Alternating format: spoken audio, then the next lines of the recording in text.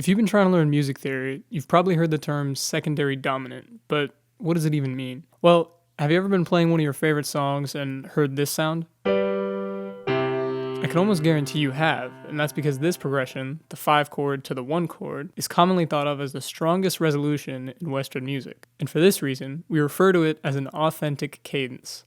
But what is it that makes it authentic?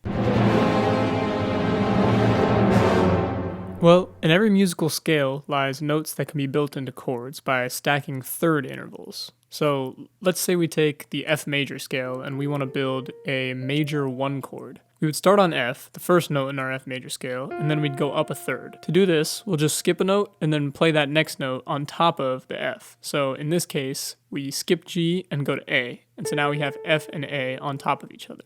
And it sounds like this. Next, we would stack one more third on top of this, skipping B flat and going to C, and now, altogether, they sound like this.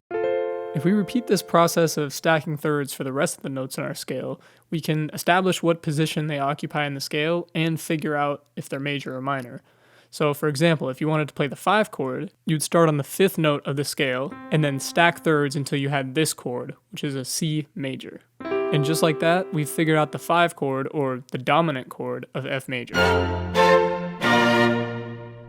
Now, the reason it's called an authentic cadence is because this sound of the dominant chord going to the 1 chord is a very resolute and finished sound.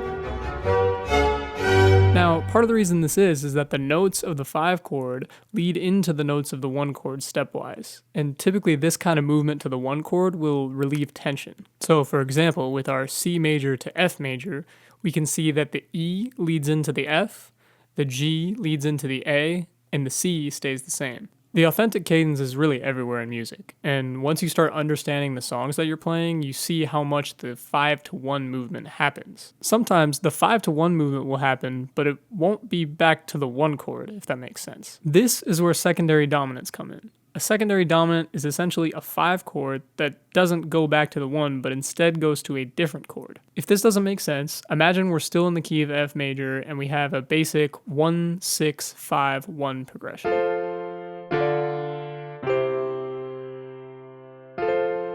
It sounds a bit dry, but if we want to improve it while also keeping the general structure, one option we have is to use a secondary dominant for the 6th chord here, which means we need to put a dominant chord before it. Since the 6th chord here is a D minor, we're going to want to add A major before it, because that is the dominant chord in the key of D.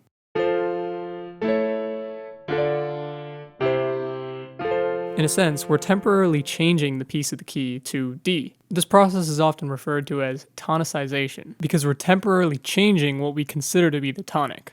You might have noticed that this A major that we're using now isn't one of the chords in F major. It's supposed to be an A minor. We figured that out earlier. But in this situation, remember that we're not really trying to play the minor 3 chord in F major. We're trying to play the 5 chord of D. And we can consider this chord non-diatonic. And that's one of the reasons secondary dominants sound so colorful, is that they're out of place in the context of the song when we hear them. I have a whole video explaining the use of simple non-diatonic and chromatic techniques, so check it out if you're interested in more stuff like this.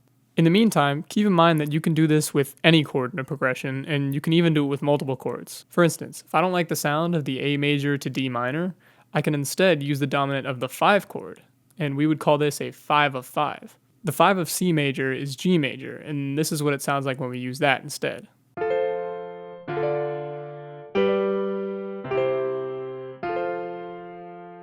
To go a step further, we can make any dominant chord a dominant 7 chord by adding another minor third on top of that chord. This adds a bit more depth because the chord we're now playing has 4 notes and one of them leads chromatically into the third of the next note. And as I talked about earlier, that kind of motion is tension relieving.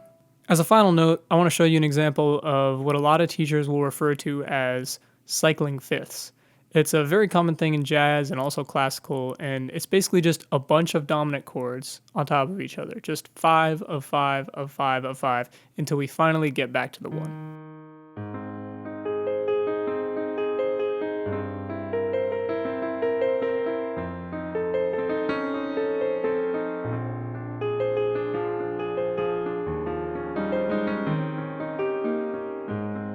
Now that you know what a secondary dominant chord is and how to use it, experiment with adding them into your compositions. They can add another layer of depth to your music, and they work for all types of genres. If you enjoyed this video, subscribe and stick around because I'm continuing to make videos like this one on topics that you guys want to hear about. Thanks for watching, and keep making music.